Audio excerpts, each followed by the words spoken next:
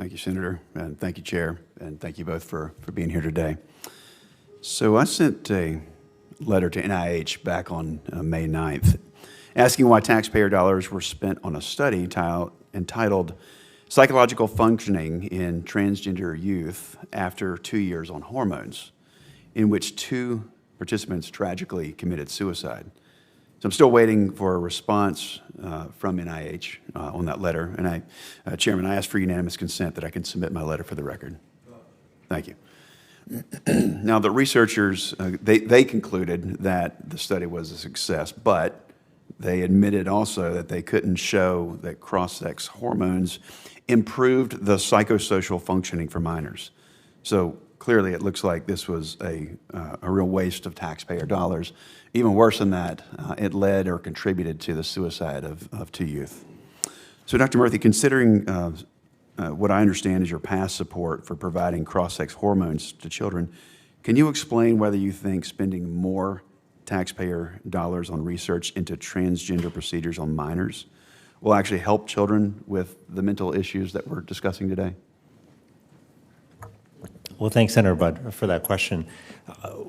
While I was not directly involved in this study and I'm not familiar with it, what I will say is that it is important for us to study what measures may help improve the mental health and well-being of transgender youth, because what we see clearly in the data is that as disturbing as these rates of anxiety, depression, and suicide are, they're actually disproportionately higher among LGBTQ and youth, particularly transgender youth. And studies that help look to understand what interventions work to address those psychosocial concerns, I do think are important because this is a community that is struggling. Thank you. A follow-up to that, are you concerned about causing sterility and infertility in children who receive these cross-sex hormones, and about the negative long-term impacts of these medical interventions on their mental health? Well, Senator, I think whenever you have a medical intervention, it is vital to study both the short and long-term impacts on physical and on mental health.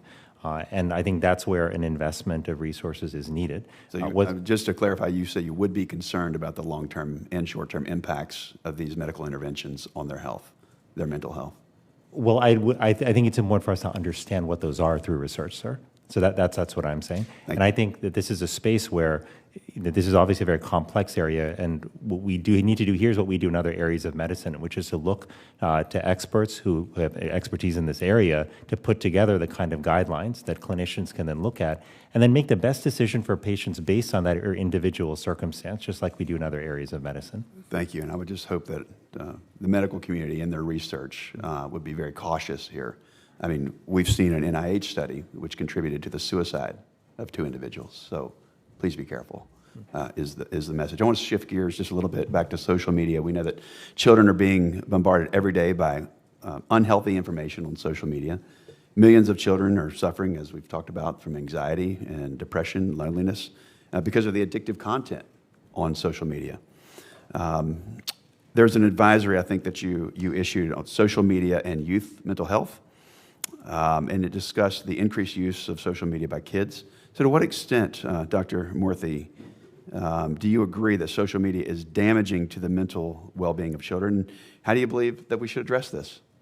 Well, thanks for that, Senator. And my concern here is not just as Surgeon General, sir. It's as a doctor and as a parent. I have a 5- and 6-year-old children, and my daughter is 5. She's in preschool.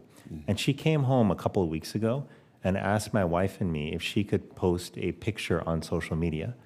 She doesn't even have a social media account. We've never talked to her about social media, yet all of her friends are talking about this.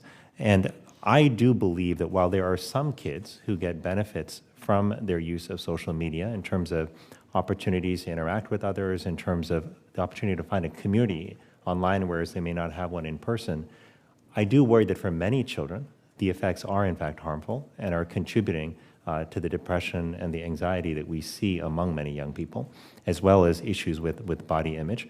In terms of what we can do, I think there is a lot we can do. Ultimately, this isn't all about what government can do. I think there's an important role, a critical role for parents here and for kids themselves. But I think what parents need is some support and help. And by establishing safety standards for social media that help protect kids from exposure to harmful content and from harassment and bullying and from features that seek to manipulate them into excessive use, I do think that we can help parents. We also need, as policymakers, I think there's also a role to require data transparency here. And researchers around the country, Senator, tell me that they've had a hard time getting the data from companies to fully understand the extent of the impact of social media. I'll lastly just say this, Senator, when our children get old enough to drive a car, or when they're small, like mine were a few years ago, and we had to get a car seat for them, we don't tell parents, you know what, go inspect the tires yourself, check out the engine, make sure the frame is adequately strong.